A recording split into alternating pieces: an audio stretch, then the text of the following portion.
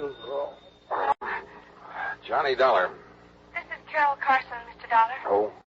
You don't know me, and I'm sorry to be calling so late. What time is it, anyway? About 1 a.m. A friend of yours, Mr. Ralston, mentioned your name to me yesterday. What, Ralston? He said you were here in New York for the weekend and mentioned your hotel. Look, Miss Carson, is it? Yes, Carol Carson. Yeah, it's nice talking to you and all that, but it is rather late. When I realized what had happened a few moments ago, you were the first person I thought of. Maybe you can help me, Mr. Dollar. I need help badly. What's the trouble? I'm at the apartment of Everett Reed on East 67th. Could you come over? Any particular reason? Yes. I think I've just killed him, Mr. Dollar. I'll be right over.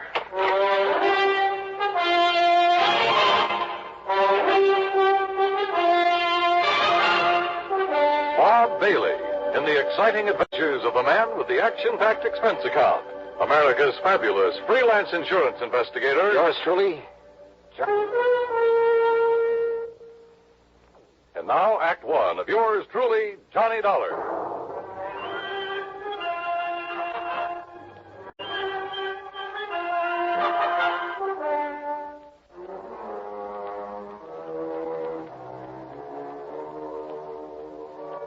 Expense account submitted by Special Investigator Johnny Dollar to the Universal Adjustment Bureau, Home Office, Hartford, Connecticut.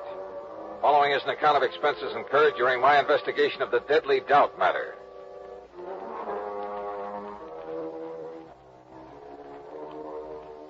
Expense account item 1, $1.80, cab from my hotel to the apartment of Everett Reed on East 67th. Carol Carson was waiting for me at the door. She looked sort of dazed as she pointed to a body on the floor. He's dead, Mr. Dollar. Everett Reed, let's see. Yes.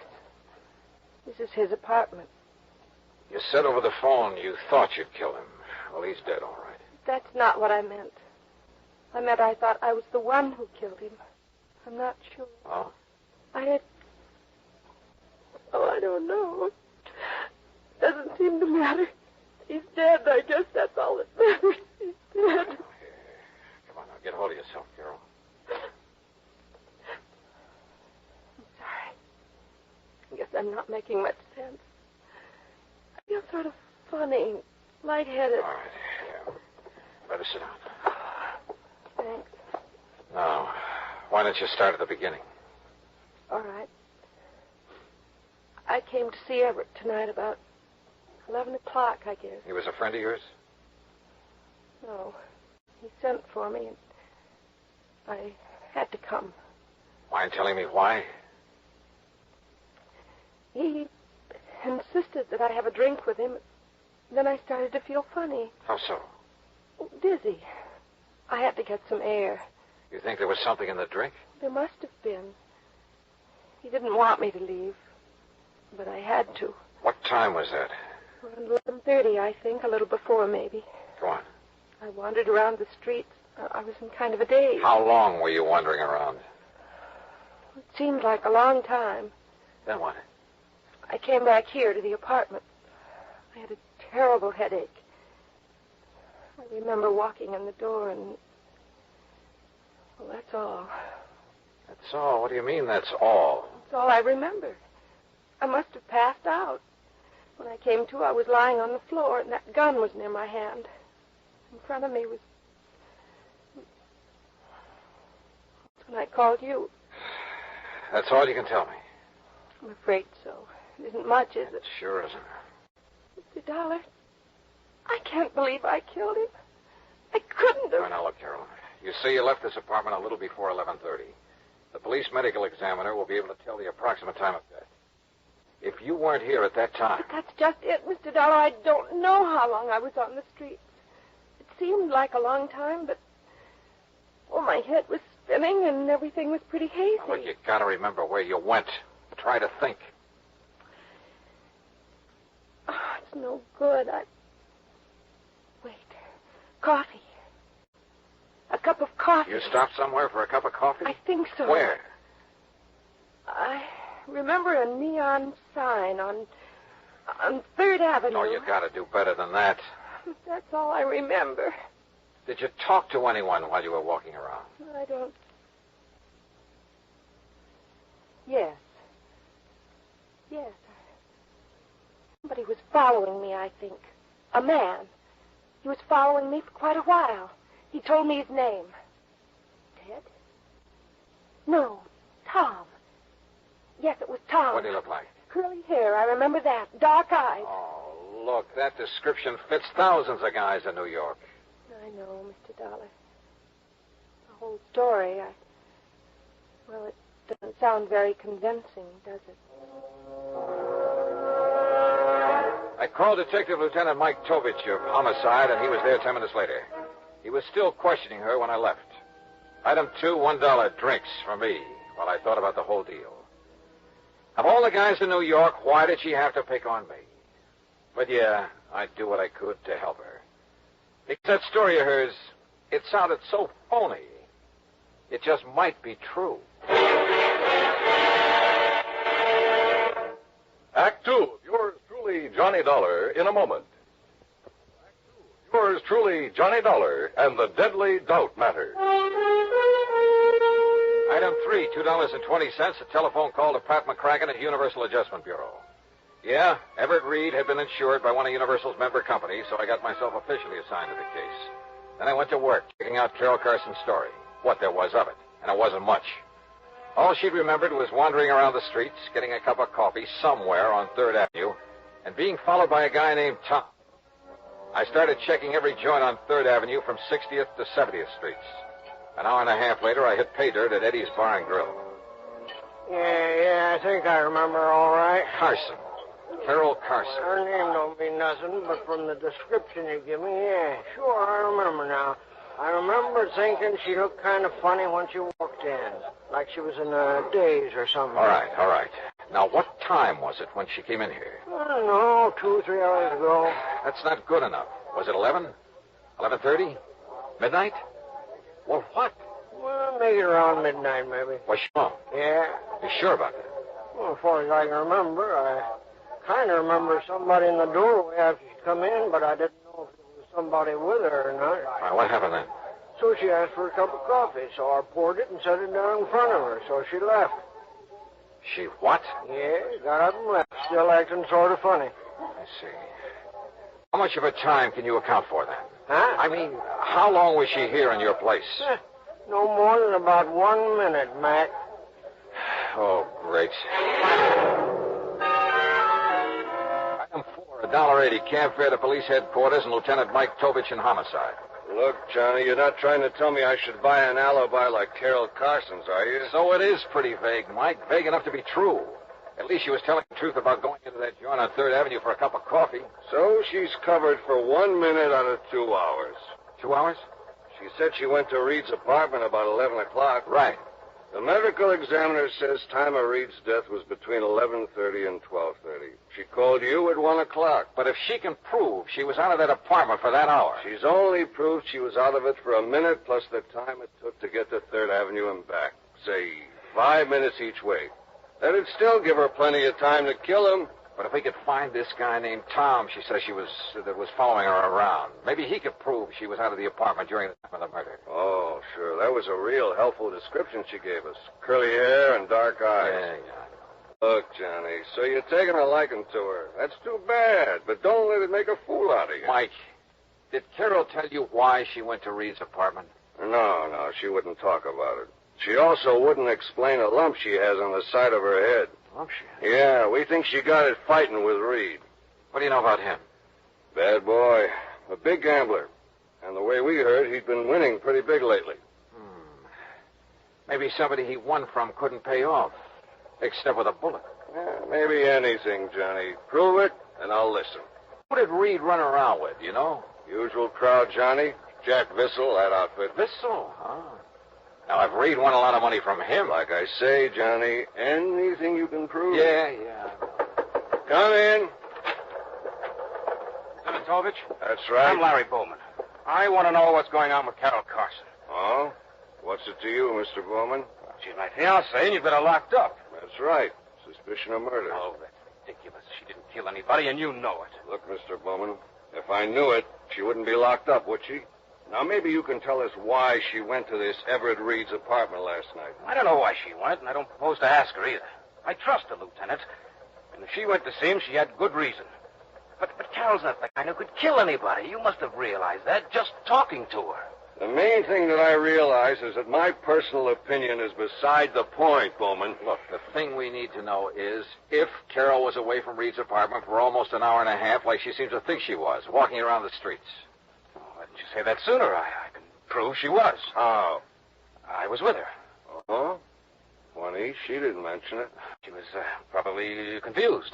You sure you're not the one who was confused? Now, look, I tell you, I was with her. Okay. Where were you? On the street. What street?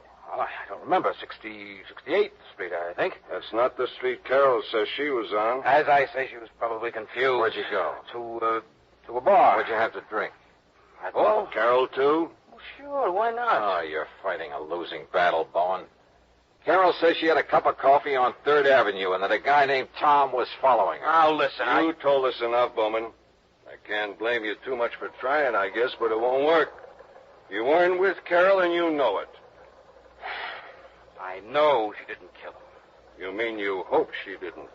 When it comes to knowing, right now, every bit of evidence we got says she did. And we've got nothing that says she didn't.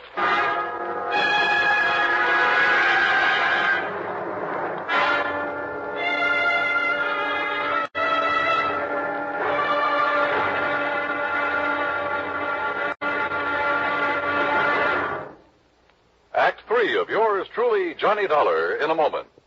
Act 3 of yours truly, Johnny Dollar, and the Deadly Doubt Matter.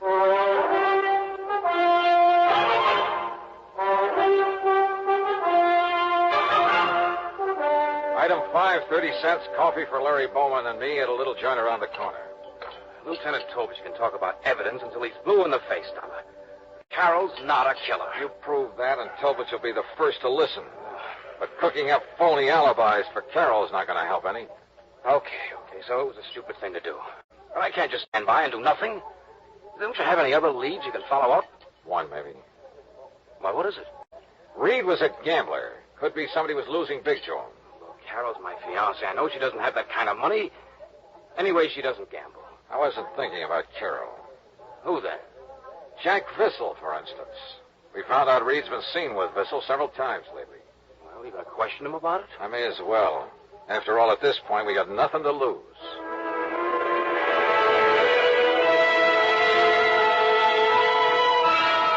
You're barking up a wrong tree, Dollar.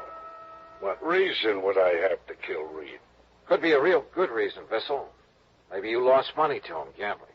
Some nights you win, some nights you lose. So maybe you lost more nights than you won. So maybe you owe Reed some money. Oh? That could be the motive. Look, Dollar, why don't you take your crazy theory someplace else? Yeah, I owed Reed money. I owed him all of 2 bits. Now, is that enough to bump him off? So I started making the rounds along 3rd Avenue again.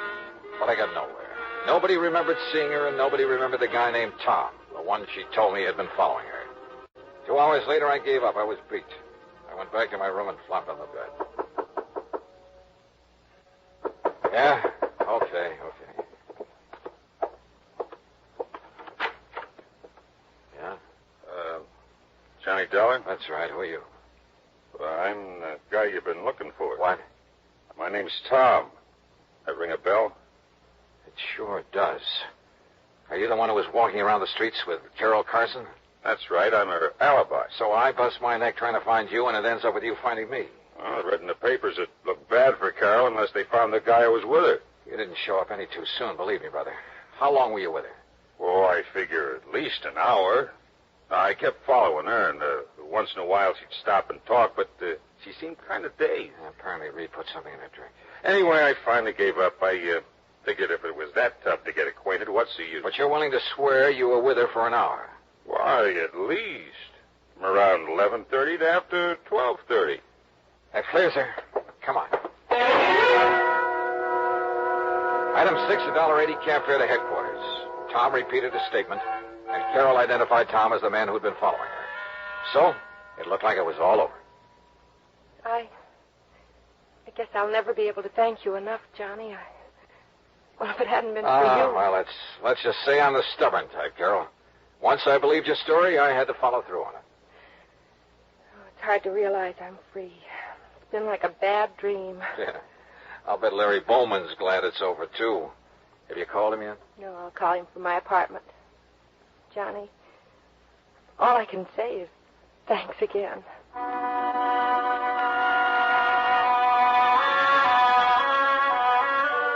Carol took a cab to her apartment. I started back into the building, and then, out of the corner of my eye, I spotted another cab pulling away from the curb, following Carol's. And it was Tom. I figured I'd better join that procession. I tagged along to Carol's apartment. Inside, I could hear voices. The door was unlocked. Carol was in the process of handing over some money to Tom. Johnny! Yeah. Looks like I got here just in time to witness the payoff. So you bought yourself an alibi, Carol. No. Now, look, Dollar. You better stay out of it. Carol, I gotta hand it to you. You really had me fooled. Well, you don't understand, Johnny. Don't be a sucker, Dollar. Cut yourself in on the pie. I'm willing to have a partner. What are you talking about? Well, last night when I followed Carol back to Reed's apartment, just as I was leaving, I spotted somebody coming down the fire escape. I followed him, found who he was and where he lived. Then when the story came out in the papers, I realized I knew who the killer was. So I figured I could make some dough out of it.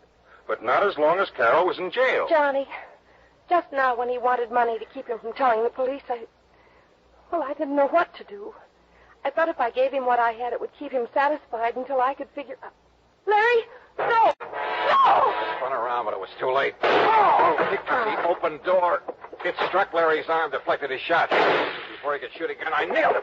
Oh.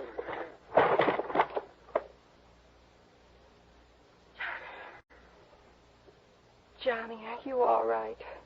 Yeah. Larry Bowman's the killer. I guess I was afraid of that right from the start. You see, Larry'd been gambling with Reed and losing to him. I tried to make him stop, but he wouldn't. Finally, he lost more than he could pay.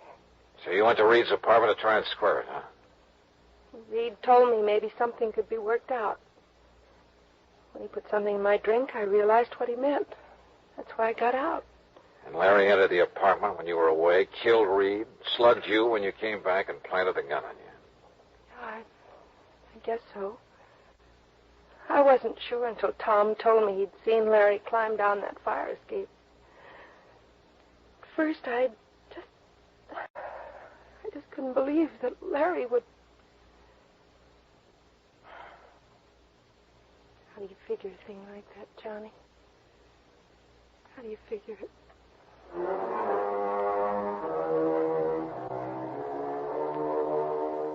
I didn't try to answer that one because I didn't have an answer. It just isn't any. Item 8, $13.40, incidentals and transportation back to Hartford. Expense account total, $41 even. Yeah, Larry Bowman's gambling was a big, fat mistake. First with Everett Reed, then in trying to frame Carol. I guess that's the trouble with gambling. You push your luck too far, and sooner or later you're bound to lose. Yours truly, Johnny Dollar.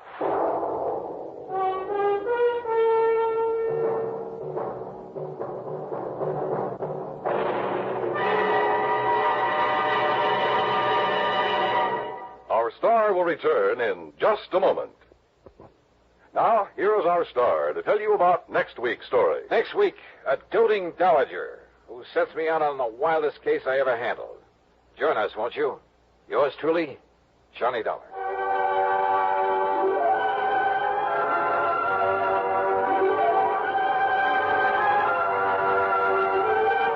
Yours truly, Johnny Dollar, salutes station KRMG in Tulsa, Oklahoma.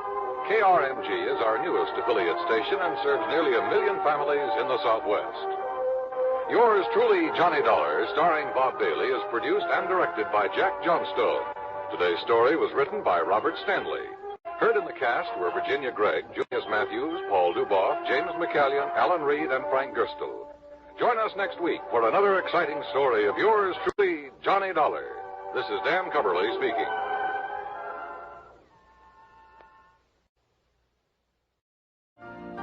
You've been listening to the OTR Gold Network. Find more classic radio at otrgold.com.